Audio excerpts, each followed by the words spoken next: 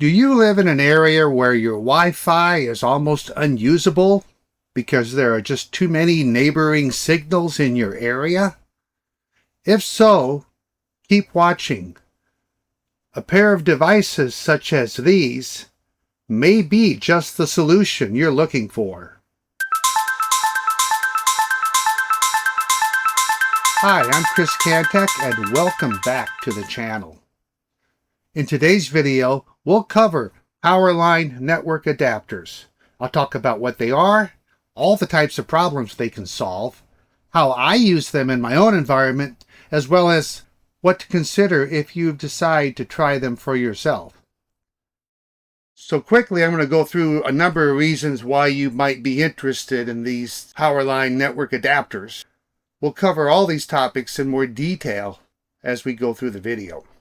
The first reason is that there aren't any holes to drill. I mean, obviously, the whole big appeal of these network line adapters is that you can take an adapter, plug it into your wall, into your regular power outlet, take an Ethernet cable, plug it in, then the other end of this cable goes to your ISP router. Then you can go anywhere in your house with another adapter, plug it into your wall, plug in an Ethernet cable, and feed it to your computer or access point or switch or any other device that takes an Ethernet connection. And they're very simple to set up. There's only one button on the whole device for setting up the connection, and it's a very secure connection at that. One of the things I really like about these Powerline adapters is, again, their simplicity. Many of my networking solutions in the past have relied on Wi-Fi connections, and I end up buying these USB Wi-Fi adapters to provide the connectivity I need to odds equipment, older computers, but I'm always struggling with device drivers. This particular adapter, for example, works great in Linux, but it's only 2.4 gigahertz. This adapter works at 2.4 and 5 gigahertz, but it happens to be only Windows, doesn't have a Linux driver. And even that is kind of buggy. So with these Powerline devices, I've never had a problem. It's standard 802.3 Ethernet, works like a champ. Any piece of equipment you have that supports Ethernet should work well with these devices. A huge draw, I think, of these devices too, where I think they become real valuable, is in the fact that the Powerline signal will not cross over to other residences. It can't cross a breaker panel, for example. We'll go into a bit more detail on this in a bit, but I believe that these devices are going to be ideal for those of you in high-density home situations where you have just too many Wi-Fi signals interfering with each other. These Powerline adapters have extremely low latency. They've been a favorite with gamers for decades now. In fact, my first experience with the Powerline adapters was back in 2004. This was shortly after we had gotten broadband. We had DSL at the time. I hooked up a Wi-Fi adapter or a Wi-Fi access point to our home so the whole family could share in our new broadband internet connection. Everybody was happy except for my son Michael. He was so disappointed. I didn't realize at the time, but these early access points, 802.11b and G technology, had very inconsistent latency. They did not respond consistently at all. They could have up to 100 milliseconds or more of latency, and this was killing him in his. It was literally killing him in his online gaming. So we found out about these Powerline adapters. They had come out just a couple years before. And at the time, they were much more primitive than what's available today. But we bought a pair, we plugged them in, and one to our DSL router and the other to Michael's computer, and it immediately solved his issue. We ran those things for years with no issues. And as I've already mentioned earlier in this video, these are super easy to set up. We'll go over the setup in just a few minutes. Outside of solving the congestion issue in high-density living situations, I think the next best application for these Powerline adapters is extending your Wi-Fi network to other parts of your home or property. I do that myself. I will show you how I solved my issues by using a combination of Powerline adapters and Wi-Fi access points. And also in my own example, I've been able to repurpose older equipment thanks to these adapters. These adapters also come in handy when you are working on older equipment. Maybe you're working on a tower system with, PCI motherboard. Maybe you don't have Wi-Fi connectivity on that motherboard. Everybody supports Ethernet out of the box. And so these Powerline adapters could come in very handy for getting a newly imaged Linux system on old hardware up to date. Some people use these Powerline adapters as a backup connection for when Wi-Fi becomes unreliable or not available. And again, I can point to that in my own experience, which I'll illustrate in a moment. I have found another great use for these adapters. They can solve some real performance issues. In my case, I frequently RDP, or remote desktop connect, from one computer to another within my network. If Wi-Fi is used for both ends of the connection, that is, if I'm using Wi-Fi to go to the access point and then the access point is relaying to the remote computer via Wi-Fi my activity, it can be very slow. It can take up to a second or more for just a keystroke to echo back to me. Whereas if I use Powerline adapters, at least for one leg of that connection, all my issues go away. I can work for hours on a remote computer within my network and not even remember that I'm working remotely. It's so fast. Some people also use these Wi-Fi adapters as a dedicated streaming for a TV where they're going to do streaming all day. They'll just to keep it off their main Wi-Fi network, they'll use a Powerline adapter as their streaming network. I'd like to go into a bit more detail right now about how these adapters are great for high density and why they don't spill into the neighborhood like Wi-Fi does. Wi-Fi signals radiate through the air, they travel through walls, they can interfere with other neighboring Wi-Fi networks. Just the sheer volume of access points and signals in a concentrated area will cause all the access points to sort of slow down. They'll spend more time listening, waiting for that moment that they can talk rather than actually getting any work done. Microwave ovens too, if they're leaky, they can often send out enough interference that will cause all the access points in their immediate vicinity to quiet down, to wait until the airwaves are open again. I love Wi-Fi. I'm a big fan of it, but sometimes you need a different solution, and that's where Powerline networking can really deliver. Powerline networking signals will stay inside your electrical wiring. They won't jump across transformers or cross meter bases. They don't cross over breaker panels. And again, my own property is an example of that, which I will show shortly. Part of my property is on a separate breaker switch, and it doesn't get any Powerline networking signal at all. And I used to think this was a limitation, but now I think that this is a very good thing, especially for those of you who are considering these adapters in an apartment, condo, or other high-density housing situation. I'm going to draw a little diagram here of my house to show you how I am using Powerline adapters.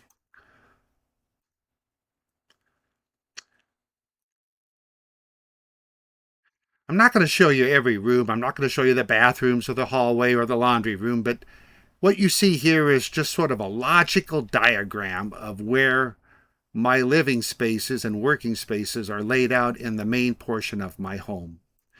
In the backyard, we've got two buildings, one that we call Paradise, the other we call Utopia. Paradise is a 16 by 20 foot two-story shed. The upstairs is where my man cave is. That's where I really need to use the internet. Utopia is a woodworking shop. It's got a table saw and a bandsaw and things like that. We've never needed to use the internet there. The power for each of those outbuildings comes from different sources. Paradise gets its power from the garage. It shares a circuit with some of the outlets in the garage. Utopia has its own little fuse box mounted on the side of the house and then routes up to the building itself and goes into another breaker box. Now, our AT&T router is located here in what we call bedroom number 3, and it does a great job of providing Wi-Fi throughout the inside of the home. But this is a brick home. There's a lot of signal lost as the signal exits the home, and so it struggles, or I struggle, to pick up a good Wi-Fi signal from Paradise to the gateway. In fact, as you can see here, I've got 120 feet or 37 meters just to the nearest the back door of the house here. This is a door to the dining room area from the back. And still, a Wi-Fi signal would have to cover that 120 feet, plus go through the brick wall, a couple other walls, in order to get to the gateway device. So that's a bit of a struggle. So what I've done is I've added a Powerline adapter here in the front bedroom and added one up here in the Paradise in order to provide me with internet connectivity within Paradise. And it works. By the way, while Paradise gets good internet connectivity because it shares a circuit with the house, Utopia gets absolutely nothing. If I take this Powerline adapter and I put it over here in Utopia, and I did that just to try it out, there is absolutely no signal whatsoever from the Powerline adapter here. It cannot pair up from Utopia, just proving the point that unless you're sharing the same breaker box, same circuit and everything, your Powerline adapter signals do not cross breaker boxes. Now, for a while, this setup worked great. I was able to use the Powerline adapter up in Paradise just fine. But over time, I was running into situations where I was getting inconsistent performance from day to day, and some days very poor performance. I bought myself another Powerline adapter, and I took an old access point that I had no longer had been using, and I set those up here in the corner of the dining room. And this works really well. I'm getting 165 megabit connection between these two Powerline adapters. It's very consistent and smooth. And then I use this access point to create another Wi-Fi network that can reach Paradise because it's a little closer to Paradise. There's actually a glass door here, so that helps a lot in terms of getting the signal out. So that is my current solution with the Powerline adapters. We'll be revisiting that diagram of my house and property later on when I show you the various speeds that we can achieve throughout the home over Powerline connections. But for now, what I want to show you is how to pair up two adapters, because it is really a very simple process, and it kind of once again emphasizes one of the reasons people like these products. I've put two adapters on extension cords, one on this white extension cord, one on this yellow extension cord, in order to make it easier to show this video of the pairing process. I did a factory reset of this one on the white cord, so basically it's like a brand new adapter out of the box. It's not paired up with my network. If you take a close look at it here, you can see that there's only one light of 4 that's lit up right now, the power light. And that's because it is powered on, but it has there's no linkage to the network, no security key set up, no Ethernet activity. This other adapter is live on the network. It's still paired up. You'll see 3 of 4 lights on right now. You'll see the power light, you'll see a link light, and a security light. That means this power adapter is fully communicating with the Powerline network system. The only reason why you don't see the bottom light on is because I have it unplugged at the moment. This bottom light is basically an Ethernet activity indicator, similar to what you would see on a switch. Note here I've got these on 2 separate circuits. You don't want to try to pair up 2 of these devices from the same outlet. In other words, I don't want to piggyback another adapter against on this same line or put these on the same outlet, because there is such a thing as too much closeness. These things will tend to interfere with each other if they're too close together on your electrical circuit. Now the pairing process is really simple. You simply go to an adapter that's already on your network, which is this one with the yellow cord, and you hold this button here until the security light, in this case this one with the padlock, starts to flash. So I'm going to hold this button down. Now you see this rapid flashing, or at least it's a slow flash, but you see that this thing is now ready to pair up with another device. While this continues to flash, and it will flash for up to about a minute or two, I can go to this new adapter that currently doesn't share any common keys, hold its security lock button for a few seconds until it starts flashing, then I'll release it, and now it's flashing.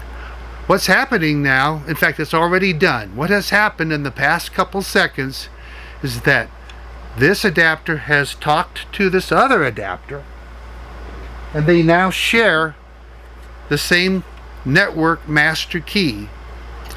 So these devices are communicating. Now this one is still flashing a bit. It'll be interesting to see if it stabilizes here. It should stabilize. We'll give it a minute. But as you can see here, you can now see where this has 3 green lights. And the only reason why it doesn't have the 4th light glowing is, again, it's at the moment unplugged. What you can do is now you can unplug this device, unplug this adapter, take it to any room in your home, and then plug it into the device that you want to put on the network, and then plug this into the wall. And it literally only takes a couple of seconds for it to initialize and give you Ethernet connectivity. Another nice thing is that you can unplug this guy and put him on the shelf for even a year. It doesn't care how long it's offline or powered off. It will keep its network master key and non-volatile memory. It can be off for a year or two, and then you can plug it in, and you don't have to go through the pairing process again as long as the master key has not changed. So that's it. That's how simple it is to set these things up. I'll review all these steps on a slide again here in a moment. As you just saw, that was a pretty simple setup. Now, just for your information, the pairing light on the unit that I pressed first in order to pair up with the new unit did remain flashing for 2 minutes. Apparently, during that 2-minute window, you're allowed to pair additional adapters to the network. I want to show you now the steps we just did. Just a quick review. I won't read through all of these things, but it's very straightforward. The only thing I really want to point out at this time is that the labeling will be different on other manufacturer devices. What was called the security button for my device might be called a pair button, or encrypt, or sync, or connect, or links. And also on the home plug manufactured units, I believe there isn't a separate pairing light, but they share the pairing light with the power light. Read your manufacturer's instructions if you get one of these units to make sure that you know how to do the pairing process properly. Note in these instructions that I say plug it directly into a wall outlet, or make sure you plug the adapter directly into the wall. That comes from the manufacturers, who will tell you never to use these devices with surge protectors. And in most cases that's true. If you were to plug one of these devices into a surge protector, a traditional surge protector, it won't work. It will not see the Powerline network. But I do like having my electronics surge protected, and I have found a way.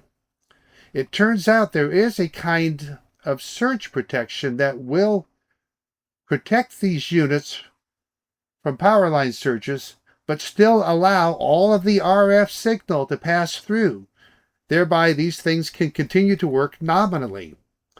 I've tested them extensively. In fact, I use them on all of my adapters. What I've discovered is that this little device, it's a small little inline surge protector from Cable Matters, will work 100% with these devices. There is no loss of signal. You get the same low latency, you get the same bandwidth. This is how I use my adapters, how I plug them in. I've got this surge protector. It's got its own little blue light that'll confirm surge protection, and it works just great. In fact, let me show you a couple of slides here where you can find them. I've purchased mine from Amazon. They're available in either white or black. You get a pack of 3 for about $10. They provide some basic surge protection, not a whole lot, 490 joules. It kind of gives me, anyway, a little bit of peace of mind. Now I'd like to talk about the standards that have come out over the years, how they've evolved. HomePlug and G.hn were the 2 power line standards until just recently. As of early June 2026, I no longer see G.hn products on the market, at least certainly not readily available. It's kind of disappointing. The G.hn standard is superior in every way over HomePlug, but it no longer exists. So when you're out shopping for Powerline products, you're most likely going to be looking at HomePlug products. If you look here on the chart, you'll see that the original HomePlug standard came out around the turn of the century. It had a what they call phi rate. Phi rate is simply the raw data processing rate in the underlying engine of the Powerline adapter. It doesn't really have any real world significance in an absolute sense. Relatively speaking, you can look at phi rates across the board to see what might be a better adapter. But notice here, it had a 14 megabit per second phi rate. In the real world, you got 1 to maybe 4 megabits per second in an ideal situation. Then the HomePlug standard evolved a bit with the HomePlug AV. It had a 200 megabit per second phi rate, gave you around 20 to 35 megabits per second in real world performance, maybe a bit better for a few lucky people. HomePlug AV 500 sort of tweaked the AV standard and gave you an additional couple hundred megabits of phi rate, 30 to 80 megabits per second real world performance. And AV2 came out in 2012. That was the last real change to HomePlug. This is the best you'll get nowadays in the HomePlug world. Phi rates can vary from 600 to 2,000 megabits per second for an adapter. Real world speeds 120 to 300 megabits per second, though I think this 300 is very optimistic. The HomePlug Alliance actually disbanded in 2016. The standard is static. It's no longer being developed. G.hn is a little different. It actually took off beginning in 2016 and was meant to be the successor to HomePlug. In terms of Powerline standards, it really didn't take off. It did take off commercially for some multi-dwelling units. Also, G.hn covers more than just Powerline. It covers coax as well as telephone wiring, and it's had some success. In fact, G.hn is still being developed. They still have an active committee. They've recently completed what's called Wave 3 for coax, providing, I believe, a 10 gigabit per second phi rate. I didn't list a phi rate, by the way, down here for G.hn, but it is basically listed with a 2,000 or 2,400 megabit per second phi rate. Phi rates don't take into account MAC overhead or protocols or the fact that a lot of the communication may be half duplex. There's just so many things that bring that theoretical rate down to earth. I only look at phi rates briefly when I'm shopping for product just to confirm what generation a product is. After that, I don't pay much attention to it. But all the manufacturers exaggerate or advertise their phi rates heavily because that number is the biggest. Here's a typical example. This is the box that my Comtrend units came in. Now, Comtrend is a great company, but like all Powerline adapters retailers, notice what they emphasize in the on the box. They emphasize a 2,000 megabit per second phi rate. That looks impressive, but it's not real. This diagram of my home and two outbuildings gives you some realistic numbers. So this is with that so-called 2,000 megabit per second phi rate. Let's see what rates I really get. Now, keep in mind my adapter, what they call network controller, is in this bedroom number 3 here. Testing an outlet just on an adjacent wall, maybe 20 feet away, I show 323 megabits per second down and 334 megabits per second up. That is an average speed that was computed over many, many tests. In fact, all of these numbers here are average speeds over several tests. I actually ran over 100 speed tests as part of this video creation. Now, I don't show it here, but I have my access point and another adapter here, just outside here in the dining room. It gets 165 megabits per second, typically up and down for its real-world speed. The dining room, notice here, gets 211, 201 for download and up. Kitchen drops down to 154 down, 182 up. And the bedroom here does a little bit better. This outlet number 1 is an outside outlet, and it actually gets 213, 201 for down and up. This outlet 2 actually is over here on the inside wall, and it gets quite a bit less, 142, 148. So you'll notice outlets in the same room can vary dramatically. In fact, if we go over to the garage here, notice I have an outlet 1 and outlet 2, 183 down, 195 up for outlet 1, 134 down, 148 up for outlet number 2. Once again, this is an average over many, many tests, so it's not a fluke. And yet, if you look, I can show you exactly these outlets. This happens to be outlet number 1 and outlet number 2. And note, and this distance, by the way, is only 1 meter apart. These outlets are exactly 1 meter apart. So even outlets that are just 1 meter apart can have a significant speed difference. In this case, it's around 27%. Note here, too, this outlet number 1 has a 183, 195 speed. This is the exact same circuit that is feeding Paradise. So 100 feet later, as it enters this building, the downstairs outlet gets 8571. So notice the speed drop over 100 feet of additional line.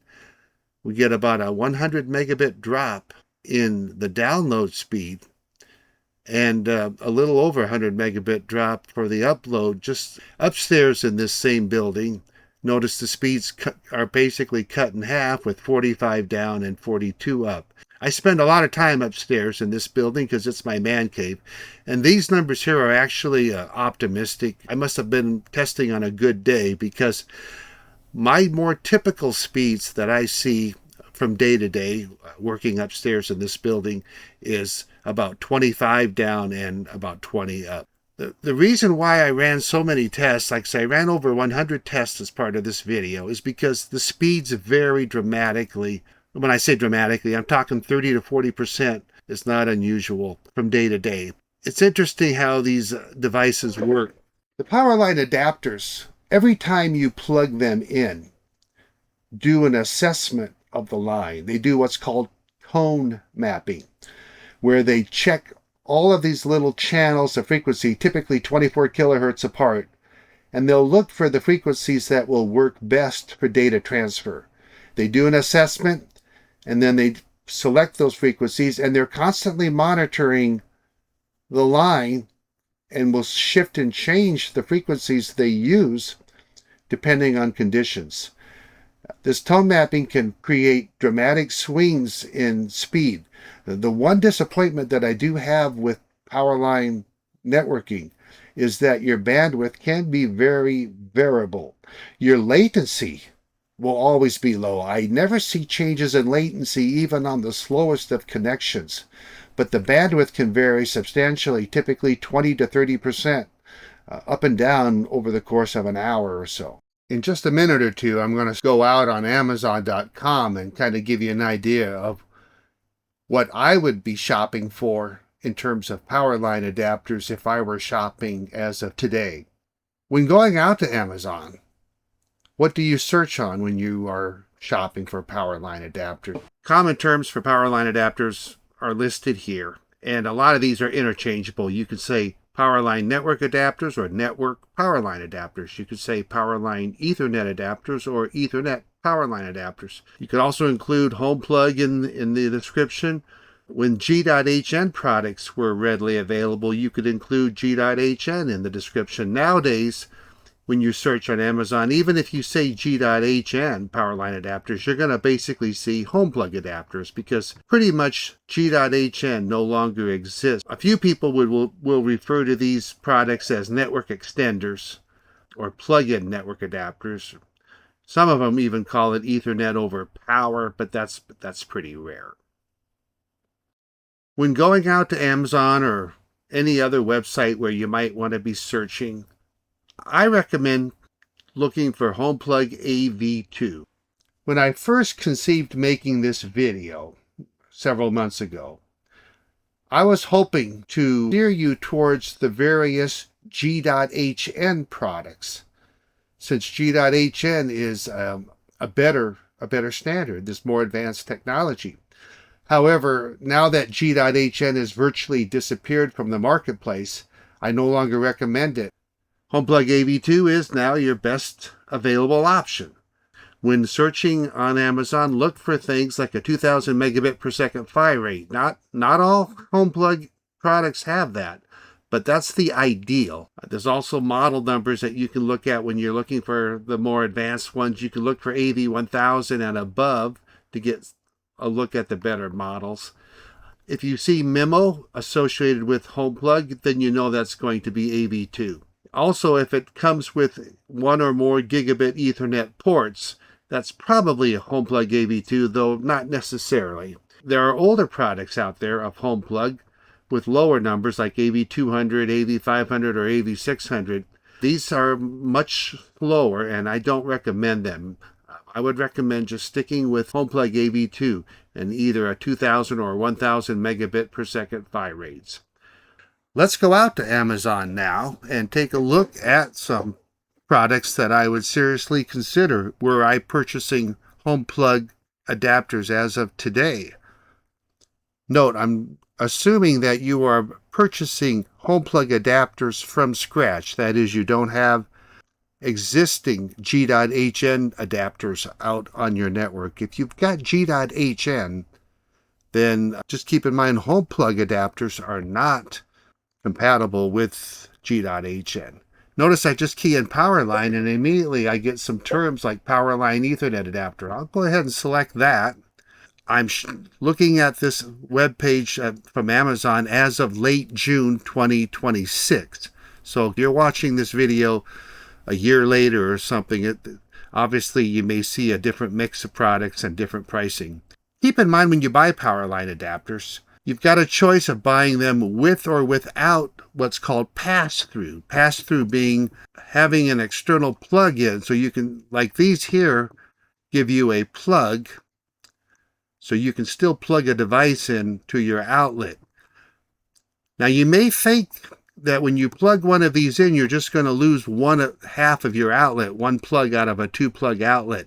But a lot of times these are constructed, unfortunately, in such a way that you can't use the top plug, if you plug it in on the bottom, or vice versa. They're just a little bit too large. I don't know about these particular units, but just be aware that you may want to spend a few extra dollars for a unit that provides you with a plug on the outside so you don't completely lose use of your wall outlet. Another option, I suppose, is to purchase one of these. This is a short, straight-through extension cord. Basically, it's just a couple of feet. It's a heavy duty cord. It allows you to plug this into your outlet, and then you can plug your adapter in here, keeping your wall outlet less tied up with one of these units. When you're purchasing these for the first time, you want to be sure you buy 2 of them. And so look for the word kit. If you see the word kit, that means this is a package of 2. So if we click on that, take a look at this in a bit more detail, you'll see that this is considered a AV1000 Powerline Ethernet adapter kit. Anytime you see the word AV, you know you're dealing with home plug. And if you scroll down here, you can kind of get an idea of the phi rate. If I zoom in here just a little bit, notice here there's a 1000 megabit per second phi rate. This is not totally ideal, but it's still good. What this means is this is a HomePlug AV2 product. However, it doesn't have what's called MIMO, multi-in, multi-out, which gives you better throughput. So it's rated at 1000 megabit per second phi rate. I recommend whenever you see a phi rate, divide the number by 10. This product will probably give you about 100 megabits per second throughput on an average connection. One thing that you got to also be careful about is some of the product claims. Down here, note it shows that this thing has a range of 750 feet. And to be honest with you, that is total nonsense. Expect 150 to 200 feet max of usability through a power line before these products will completely be of no use. That 750-foot claim reminds me a lot of the family radio service walkie-talkies that you can often buy. Years ago, I bought a pair in Costco, supposedly 8-mile range. And you find out when you take them home that they have maybe 150-foot range line of sight. It's the marketing has no connection with reality. But overall, this looks like a pretty decent product. For the price, I would say for $45, a pair of these would do well as far as something to try out. What I would not consider, what would be a bad product, is down here. This next product. It looks cheap, right? It's a kit. You get 2 adapters, and only for $25. What could go wrong? Well, the problem with this product is it is much older technology.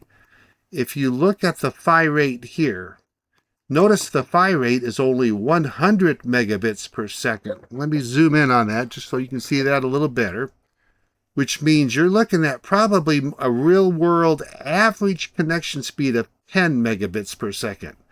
Now, 10 megabits per second isn't the worst thing in the world, but generally speaking, considering real-world power line conditions, I would definitely err on the side of spending the extra $20 or so and getting the 10 times phi rate speed in order to have a better chance of getting some realistic throughput.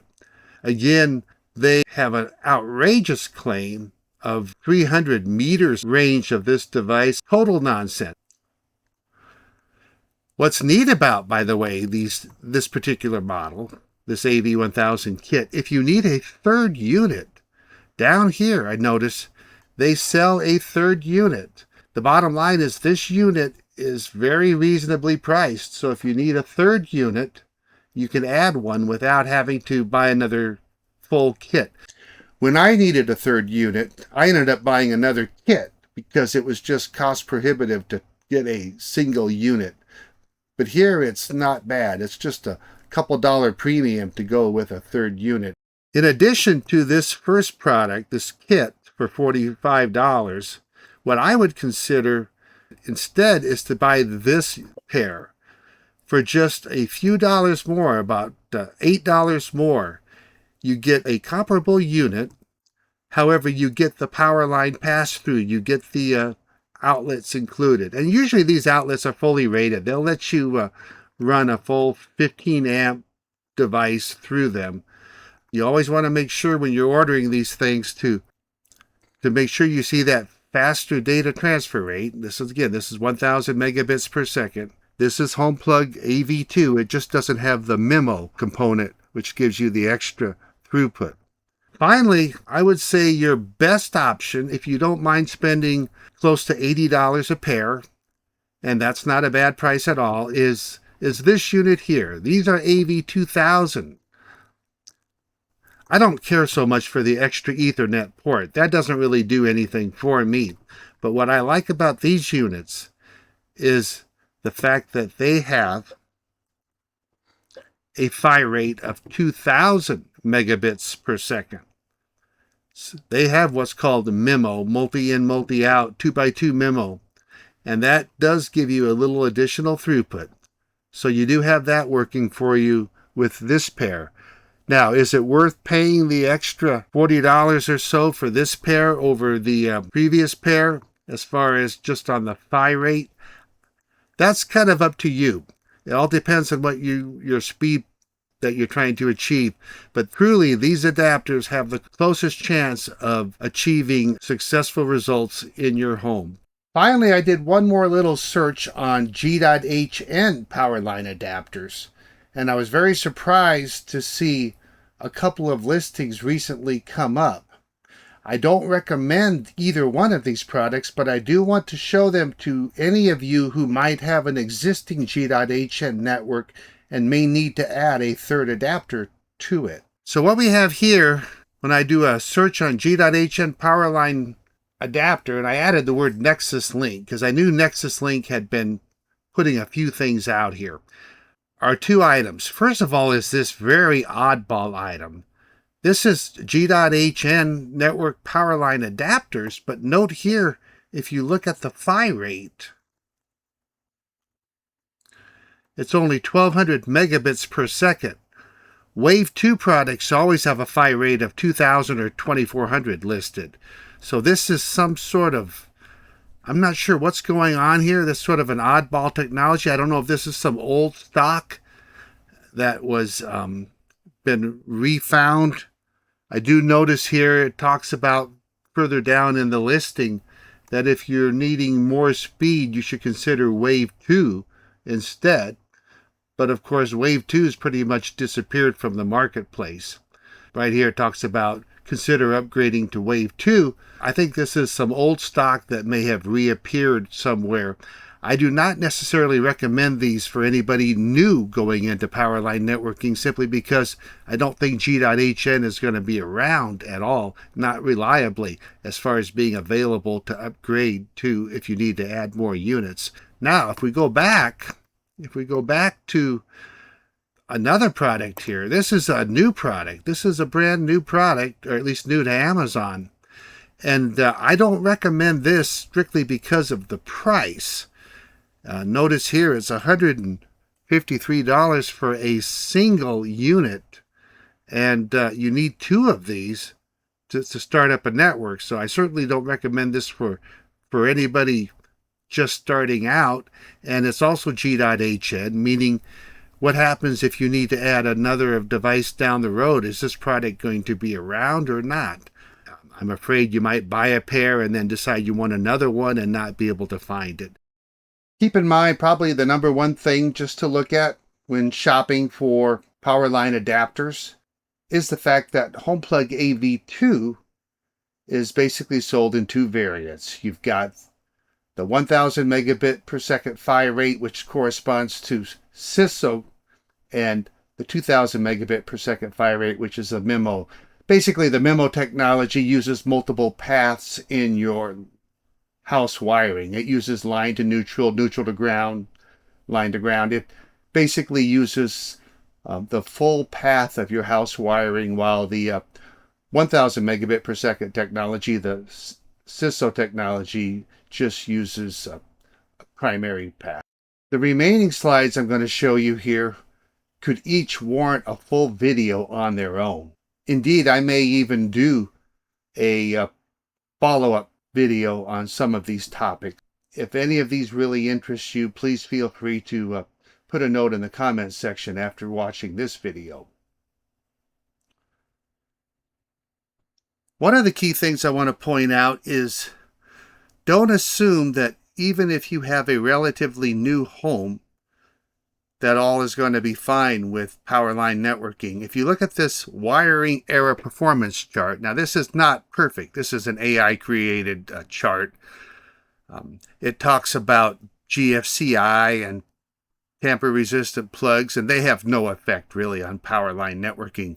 But the key takeaway I want you to get from this slide is that newer homes may actually perform worse than some older ones in terms of Powerline networking. The problem is the presence of AFCI, or arc fault circuit interrupters. A lot of AFCI circuitry is very noisy. It injects a lot of noise into the power line and can actually adversely affect your power line network. And I don't want this slide to discourage anyone from trying power line networking, but just to keep your expectations in check. Just because your home might only be 5 years old, or your residence, your apartment just recently built, you may think that, oh, the power lines are going to be pristine. I'm going to have no problems. You can't really assume that due to the AFCI circuitry that's now in place. If you are a shortwave radio listener or a ham radio operator, pay attention here. The primary way that these Powerline networking adapters work is through sending high frequencies over your power lines. They use the shortwave frequencies. HomePlug uses the 2 to 28 megahertz frequency range.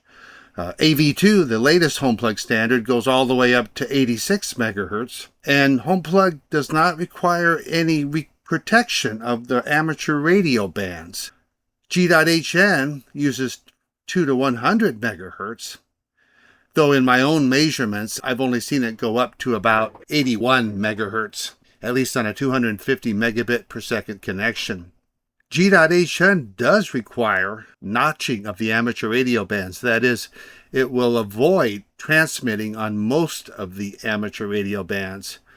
However, I have noticed it not honoring all of them, and I'll show you a slide here in a minute of where I'm seeing the exceptions.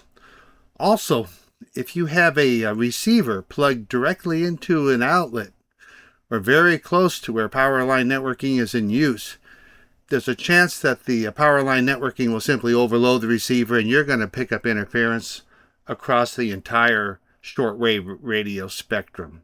In my own observations with my own adapters, I see full protection of the 160, 80, 40, 30, 17, 15, 12, and 10 meter bands. That is the vast majority of the amateur radio bands in the high frequency spectrum. However, I've measured no protection at 60, 20, or at 6 meters. And I'm really disappointed in that they haven't protected the 20 meter ham band, as that is extremely popular. All frequencies outside of the amateur radio bands are not protected. So I see interference across the entire shortwave spectrum. WWV or any signal at all can get clobbered on by these Powerline devices. If you're a shortwave listener or a ham radio operator that works in the HF bands, that is, if you work in the frequencies primarily from 2 to 30 megahertz, but even in the 6 meter band, if that is the case, I would avoid these devices entirely. I would not consider them. Look for other options in terms of resolving any networking issues.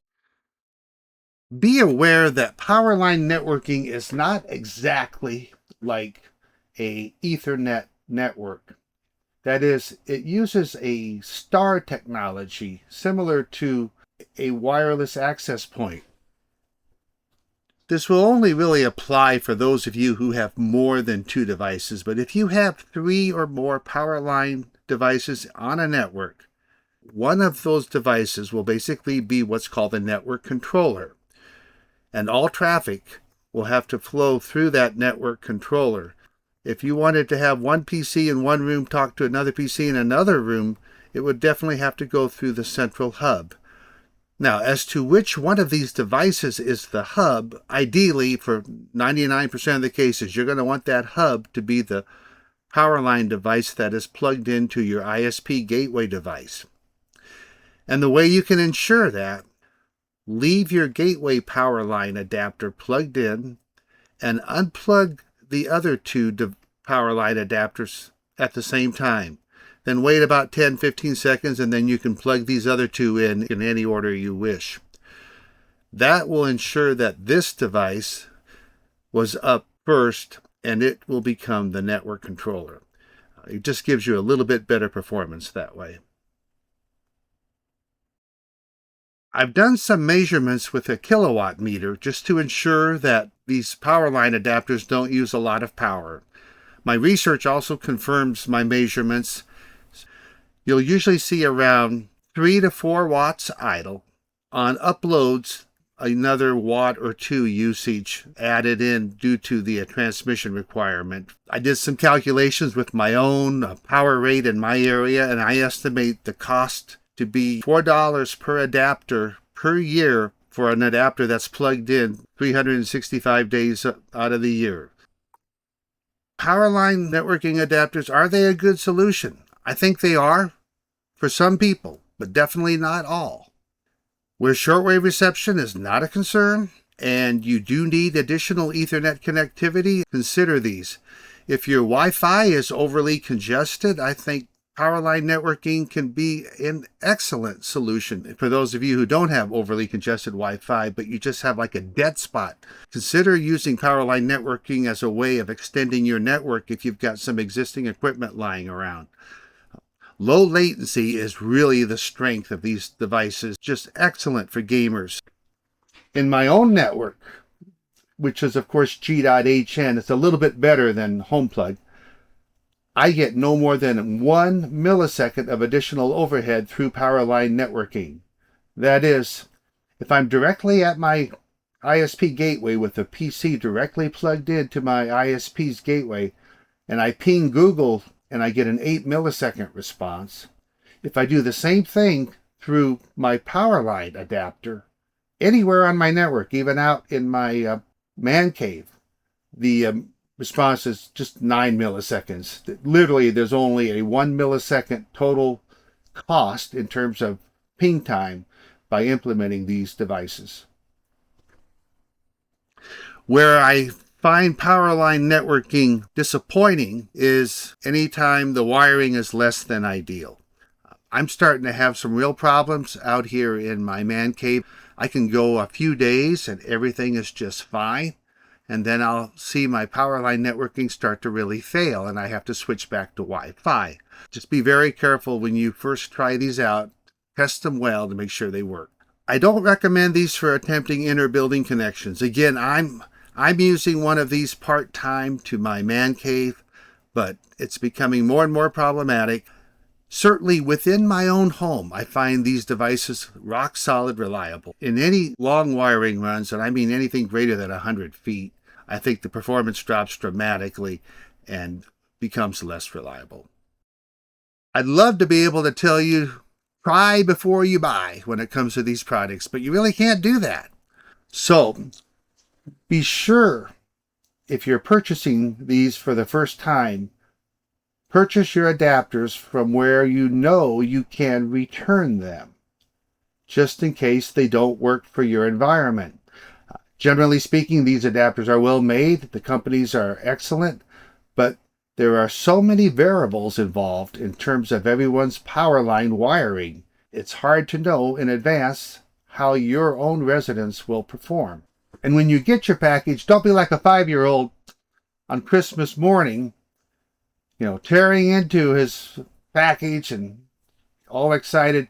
Open up the product gingerly, keep your packaging intact. Just assume that there's a fair chance you may have to return the product. Hopefully you won't have to. Hopefully these will be a fantastic solution, but you just don't know until you know. When it comes to the PHY rates, when you're looking at specs, don't get too excited by the big numbers.